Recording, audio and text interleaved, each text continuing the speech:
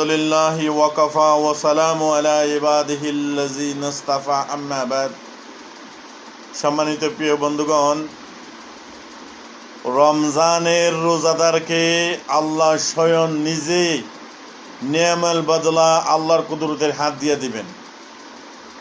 সমস্ত নেক আমলের ফজিলত এর রমজানে বৃদ্ধি করা হয়েছে।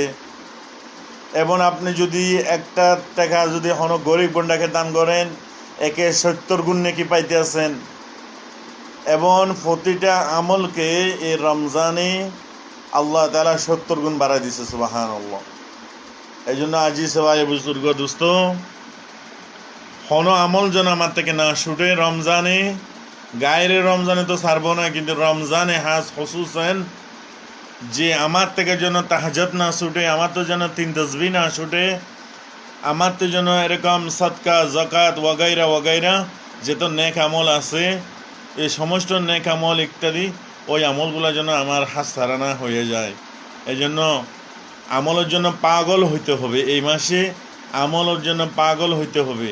কিন্তু না রে ভাই, রমজানের রোজা রাখা এখনও আমি মোবাইলের, ফেসবুকের এবং ইউটিউবের যে বিভিন্ন যে মানে কি গান বাজনা, এই সে নাটক সিনেমা, এগুলার থেকে আমি আজও যখন আইতে পারি নাই, ভবিষ্যতে আওয়া সম্ভব না।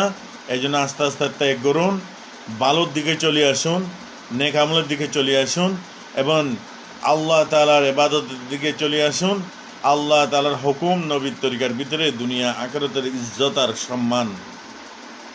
আপনি কি ইজ্জত সম্মান পাইতে চান?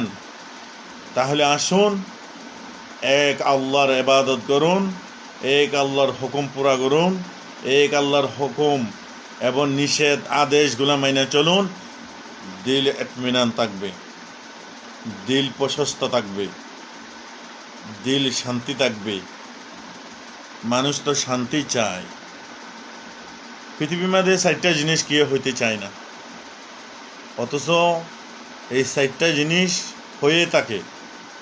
এক, কেউ মরতে চায় না, কিন্তু মৃত্যু এমন সত্য, আপনি যত মৃত্যুর থেকে পলায়ন করবেন তত বেশি মৃত্যু আপনার পাশাপাশি থাকবে। সুবহানাল্লাহ। মৃত্যু অবধারিত। আপনি যে প্রান্তে থাকুন না কেন, একদিন একদিন আপনি মারা যাবেন, একদিন একদিন আমি মারা যাবো। অথচ আজকে না, কালকে না, 1 ঘন্টা পরে না, এরকম কোনো নির্ধারিত সময় লেখা হয় নাই যে আমি এই সময় মারা যাবো।